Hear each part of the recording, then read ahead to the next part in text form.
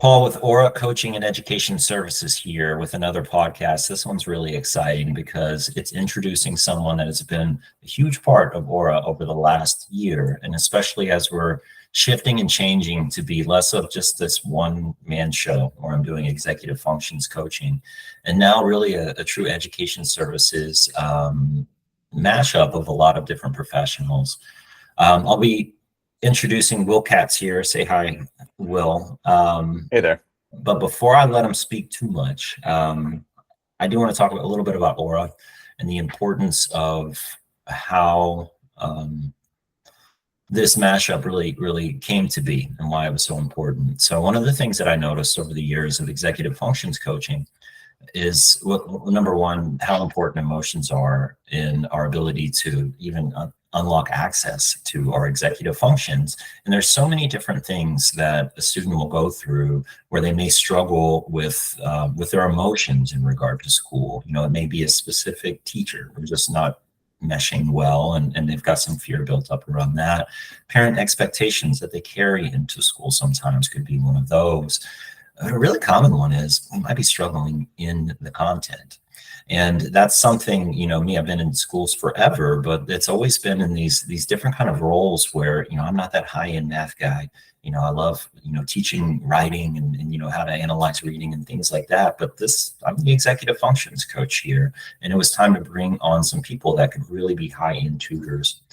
Meeting Will Katz completely fulfilled that need for Aura. And we've been developing all sorts of plans that we're going to talk a little bit about later in this podcast. But for now, let's go ahead and hear from Will. Will, if you could tell us a little bit about your journey, especially ADHD, you know, what that meant for you, and how, and we'll lead that in to how that kind of relates to some of our new programming in Aura and what we're doing to help the young ones out there today. Yeah, sure. I was a bit of an atypical kid growing up. I loved puzzles. I was like a puzzle kid.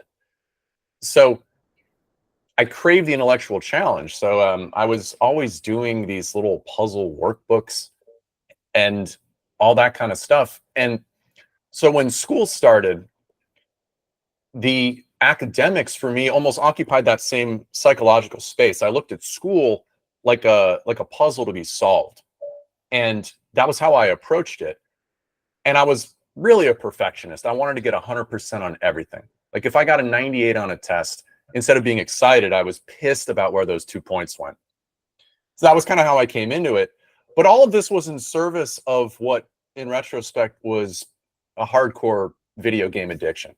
I got a Nintendo when I was 6.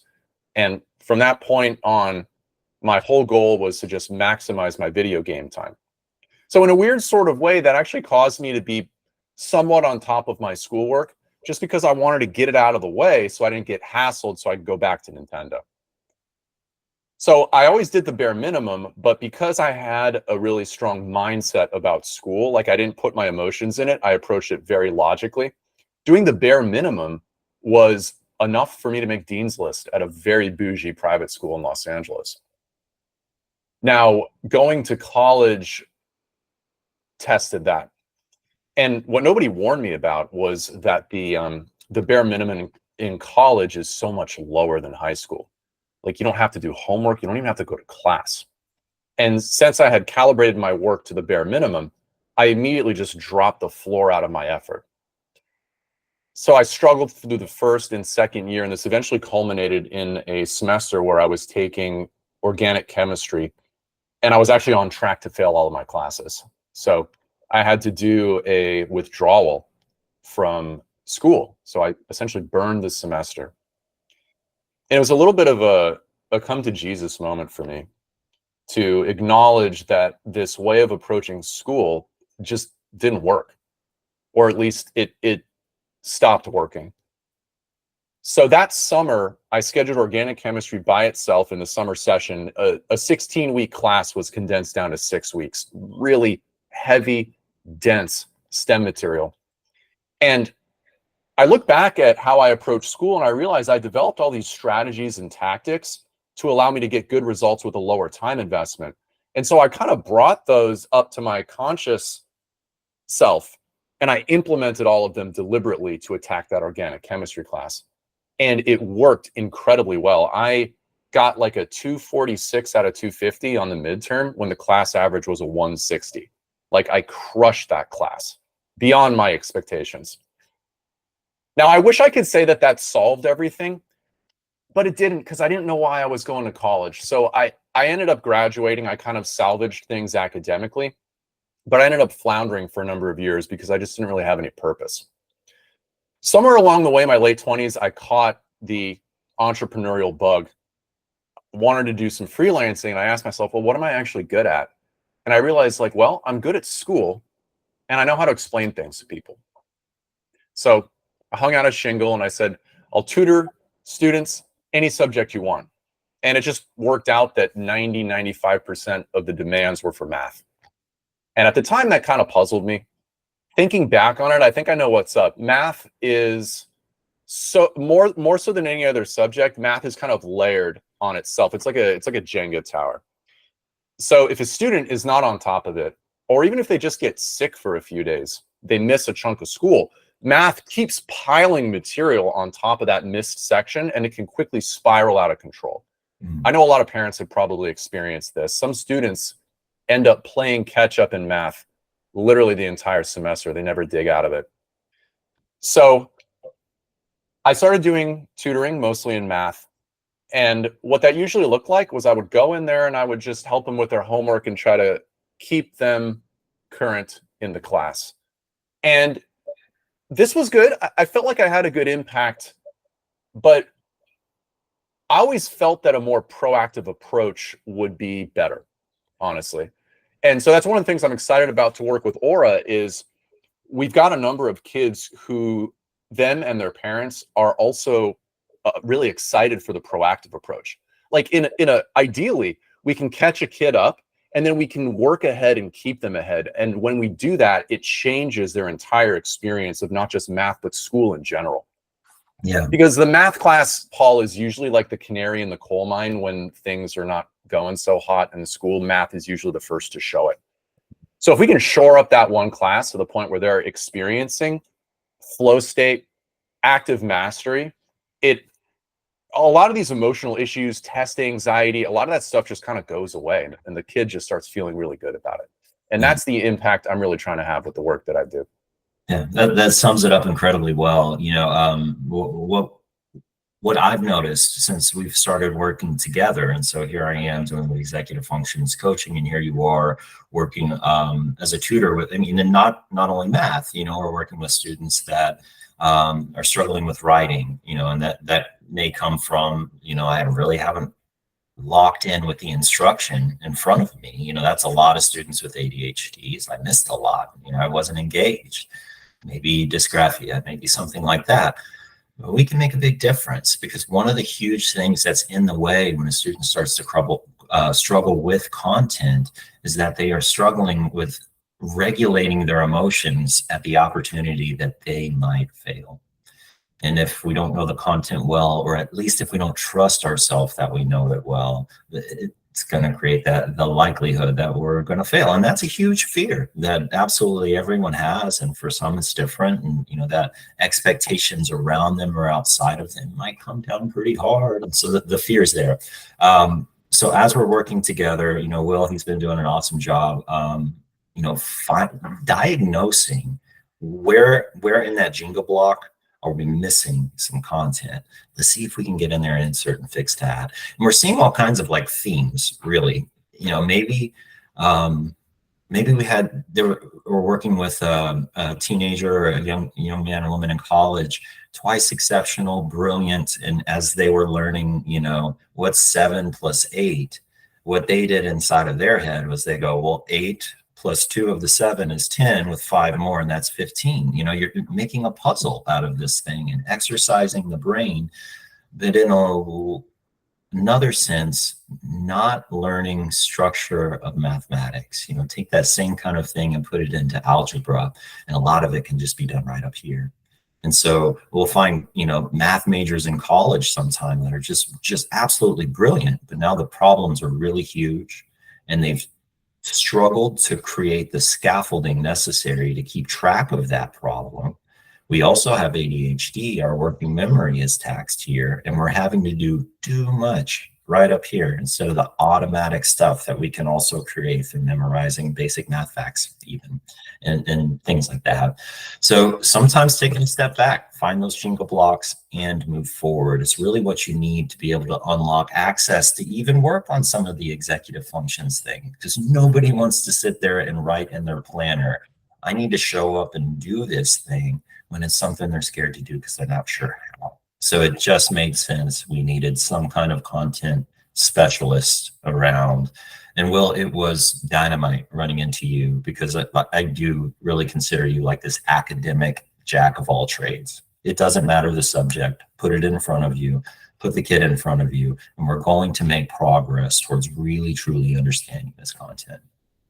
Yeah, thanks. And likewise, I noticed when I was working with students, Paul, is that I had no ability to deal with some of the deeper challenges they were having. You know, like I could nail the content, but then it was almost like there was a boat with a bunch of leaks. Like I'd be standing there bailing water out of the boat, but I had no idea how to fix the leak. So water was just streaming in, and it felt like this just endless task, you know? So that's why I'm grateful for meeting you, is you can kind of do that. Like you can zoom out to this level of how are we actually approaching school mentally, emotionally, that I didn't have the expertise to be able to do. Yeah, it's been a killer mashup. You know, I really do think we're getting those vessels seaworthy again. That's for sure. Let's get specific on a couple of some of the summer projects that we're working on. Oh yeah. You know, one of the cool things about Aura now is that, like, okay, well, yes, I'm an executive functions coach, but it's starting to feel more and more and more like back when I was a principal or even a special education teacher. You know, one of the big things about special education is that you are taking what needs to be done for a student and thinking about it very individually, which means where are they actually at? And Will had a great idea for a new offering that we're doing, which is really just it's kind of like a content diagnostic. You know, if there's something that your student is struggling with, you know, get 3 sessions with Will. He figures out, you know, oh, what are we missing? You know, that sort of thing.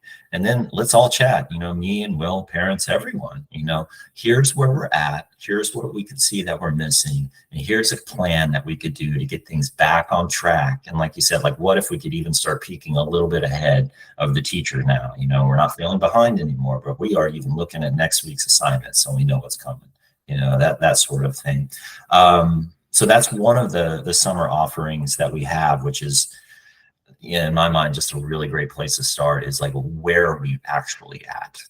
That's exactly where we need to move to be able to move forward. The other one is really exciting too, where we're making custom coursework, really. Well, why don't you talk a little bit about, let's say, what we offer for a kid that just took algebra Sure. and they're heading to geometry. Let's talk about that one. It's a common one. Yeah, it's a great question. I've noticed working with students that there is a really common challenge a lot of them are facing. It is, I would even venture to say it's 9 out of 10 students at this point. What I'm seeing is that the students are tying themselves into knots, trying to do everything in their head. Like they got some strange aversion to writing the math on the page. You know what I think it might be, Will? What's that? I think it's not even a strange aversion. I think it just might be a Chromebook. You think so? It's not even an aversion. They just learned it on Chromebooks, and I'm not seeing a whole lot of paper being required. Well, you know, it's funny. Back in 2016, 2017, didn't used to be this bad. I mean, I'd have to prod the kid a little bit, like, okay, let's show our work, but it wasn't like it is now. And not to digress too much, but I think the COVID distance learning thing, just kind of talking to students, you know, because when I talk to them, I try to gently probe, like, how did we kind of end up in this situation? And what I'm hearing from students is that when distance learning started, the teachers stopped grading the homework.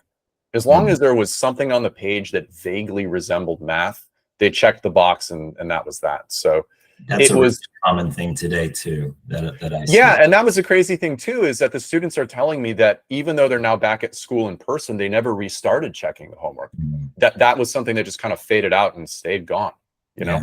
Yeah, yeah. And So we're seeing, what's that impact? What do you see now? oh yeah, so what ends up happening is we work with a lot of twice exceptional students, which is wonderful. Like the smarter the student, the quicker I can make progress with them. I love working with smart students. But there is a little bit of a double-edged sword with that, which is that they're accustomed to being able to do things in their head. And I watch them do it. Like some of these students can do these complex calculations in their head that like I can't even do. And I'm like, whoa, look at this guy or look at this gal. Incredible. But it almost becomes like training wheels that they never take off the bicycle. Mm. And at some point, the math just keeps building in complexity. And it's usually right around geometry or algebra 2 when this can I figure it out, do it in my head approach, it just kind of stops working. Like they run up against the complexity limit of what their brains can do. Yeah. And at that point, usually it triggers this massive crisis of negative emotionality for the student. And I've seen this with, I think, 3 or 4 students just this semester, twice, 3 times exceptional students who are just stuck in this, I got to do it in my head, I got to logic through it way of approaching math, and it's not working for them and it's driving them nuts. Yeah. And it hurts to see, because like they're in pain. It feels bad for them, you know. One of the first places I see that thing really start to happen in geometry specifically, you know, you got all this algebra under your belt now, but That's right. If you didn't shore up the systems of algebra well, it'll happen in proofs. You start doing geometry proofs, and now you've got these like big, you know, things. You got to look at it from different ways and start to, you know, the angles and supplementary and complementary, and start to learn all this stuff that you can know from all these geometric concepts. But the whole thing is algebra. I mean, it's just algebra everywhere is how you're figuring all of that out. So it's tricky. It's really tricky, and it does get very emotional very quickly. Yeah, I love what you said. Yeah, you're right. To get more specific, it's like they didn't really master algebra. Oh, this is another thing I'm noticing that plays into it, is that the number of practice problems that junior high and high school is assigning has just kind of dropped since we were in school. So that combined with them not showing their work, they never reach a place of automaticity. They never kind of get to that muscle memory point with algebra where they can just solve it without thinking. So then they get to geometry, and what Common Core did was it took geometry and it mushed a bunch of algebra into it. So you'll have the geometric concepts, but they'll assign these algebraic expressions. So you're kind of doing algebra and geometry at the same time. Whereas geometry used to be like a lot of students' favorite class because they're like, oh, I can finally see the shapes. It's less abstract. But now that there's been algebra mushed into it, because of the other issues I mentioned, it's becoming a massive problem for a lot of high school students. Yeah. Yeah, and in a lot of the twice exceptional students as well, like some of the schools that I used to work in and ran, they have highly accelerated math programs. Intellectually, they're there for it. They are absolutely there for it. I do wonder, does that speed come at the expense of some of this as well? I mean, it's blazing fast if you're going to do like geometry by 8th grade. Yeah, that's a really, really fast pace. It is. Not to say they can't cognitively handle, you know, the mathematics that's in front of them, but is it getting structured well? And that, you know, to me, that's just a question that I think schools should be asking. You know, yeah, I think so too. Getting the structure created well. Yeah, what I'm seeing is that the level of practice, it's just not thorough enough for them to actually internalize these concepts. So every lesson, they're never really getting to a place of like thorough understanding. They're like kind of getting it, like they can work their way through the problems, but then the class just moves on. So their whole experience of class is just that they're constantly in this state of like, I'm not really sure what's going on. And it's like a huge source of stress for them. Yeah, yeah. So we have students that are kind of in that boat after wrapping up algebra, you know, and that's 8th graders, freshmen, you know, different grades where that can happen, but they're all heading to geometry next year. And so what we're doing this summer, which I've always considered summer an excellent time to work on executive function skills, because has less stress. Like every one of my clients that I have seen since school ended here in Austin, they've been sleeping. They don't have the dark circles. Their skin looks healthy. Like every one of Yeah. them. We saw one just the other day. They look awesome. And I want them to be aware of that sort of thing. But what's happening is so much stress is off of their shoulders right now. And that means their emotions are more regulated. And emotional regulation is the gate that unlocks our access to our frontal lobe, which houses our executive functions, the planning, prioritizing. So it's like this school, when it's really stressful for a kid, it's kind of like the problem that creates the executive dysfunction. Not all of it, not to say, we're not, ADHD, that is executive dysfunction, but the heightened stress of something is going to make it worse. That's how it works for absolutely anyone, no matter where your baseline is. So we all have executive function when it's working well. That's going to be different for everybody. We're all different, but we're all going to have executive dysfunction. So the summertime takes that stress away. It allows us to, and then let's work on executive functioning skills, get the agenda out, planning and prioritizing. What do you care about? What are your values? Our executive functions need something to aim at. We got to be able to look forward and feel good about it. So that's what summer is for. You want to be around your friends more. You want to start working out. You want to do A or B or hit the pool or like whatever it is. Let's get it on the calendar and let's go. And now with you, we're entering into, hey, why don't we really make sure we have a really solid foundation of algebra at the same time? Let's make it fun. Let's see what we can do. And so we're pairing the content and the executive functions together during what I think is the best time of year to learn, which is, you hear what I just said? The best time to learn is when you're not in school. Did I just say that? I think you might have. I think I mean it. I think that's okay. That's horribly unfortunate that I say that. I mean it in terms of stress. To make that perfect. It can be so stressful for some students that it's counterproductive for learning. I mean, I've often thought, Paul, that when it's middle of the semester and we're just frantically bailing water out of the boat. Yeah. I've thought to myself, man, I'd love if we had the time and space to just kind of rebuild some of these patterns that the student is showing. But there's just so much work constantly being piled on top of them. They've got extracurriculars. There's no space for it during the school year, which is why I'm so excited about this summer stuff. And I think we've got 2 or 3 students doing this now. Yeah. To where, and they're all right. They're all the same type, twice exceptional, try to do everything in their heads. And what we're going to do is, now that the school year is over, the stress is gone. They're relaxed. They're chilled out.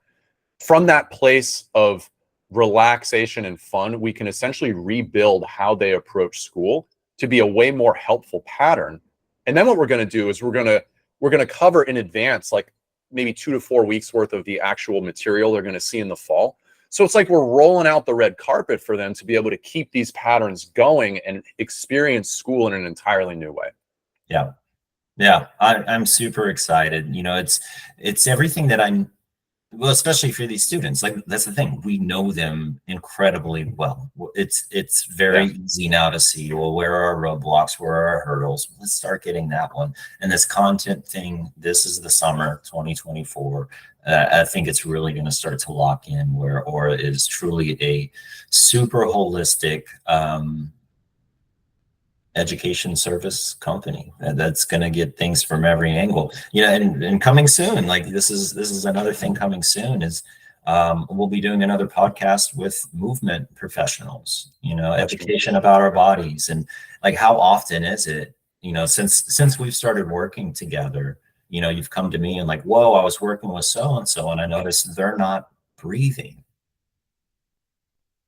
Big difference if we just learn to start to breathe on purpose, And so what's happening? Well, I'm stressed in this work right now, and I'm having an automatic stress response here, which doesn't involve the kind of breathing that's going to help calm me down. So let's bring some awareness to it and start filling those lungs. We can bring in education of all kinds of things, including how our bodies work. What if kids knew that? Wouldn't that be amazing? It would be. I see so many, when I'm working with a student, I kind of know what they're up to. Like, I'm a very sort of like a intuitive, empathetic person. It's part of what makes me good at my job.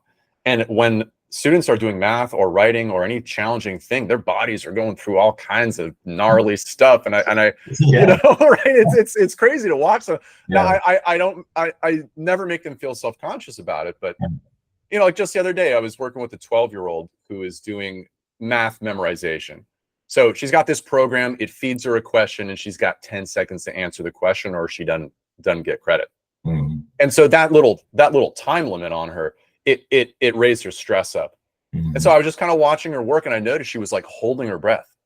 It would feed her a question, she would go, and then like, right. And then she would punch it in and she would take a little sip like that, right?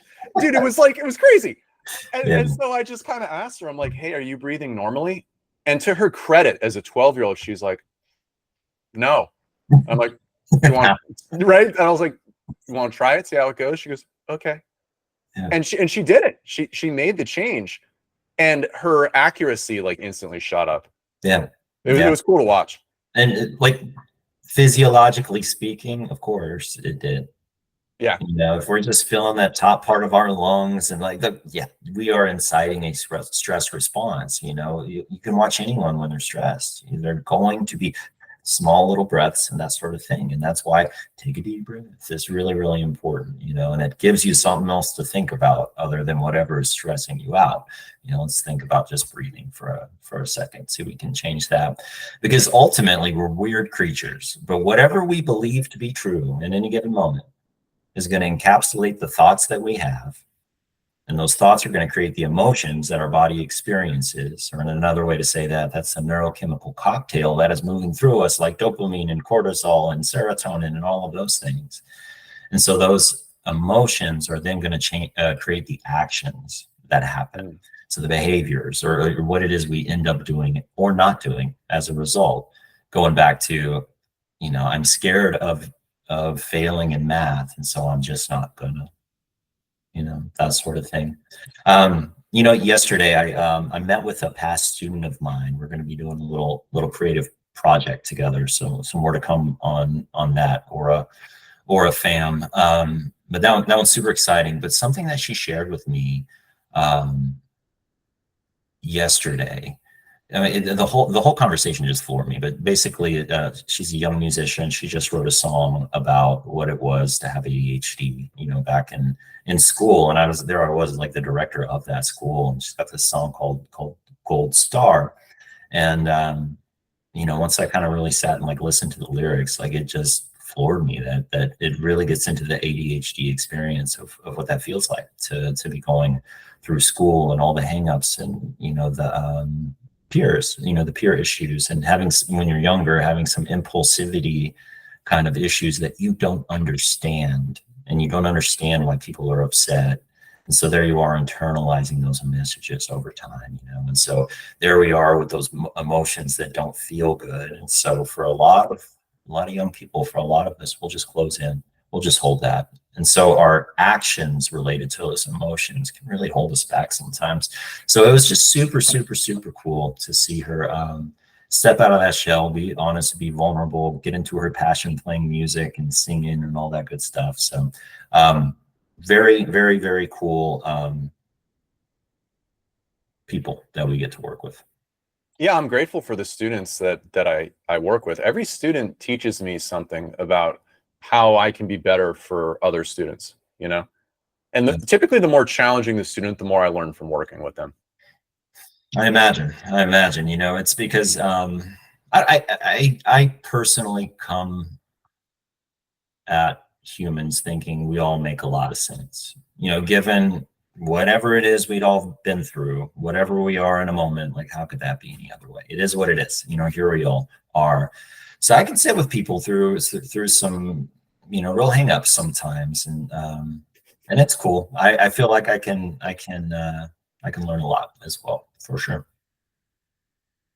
So Will, what would you say to parents who just wrapped up school year and they're having some of these same kind of concerns, like, did my kid learn to write this school year? You know, I hear those kinds of things.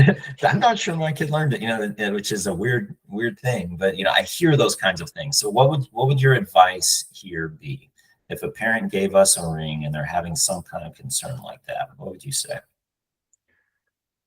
Whew. I would say you're probably right to be concerned. I'm trying to be diplomatic here. School is very often not giving students what they need. That's how I'll put it. So if you sense, if something feels off, it probably is. What I recommend to do is we do this little 3-session assessment, right? I learned so much from sitting down with a student and just kind of watching what they're doing.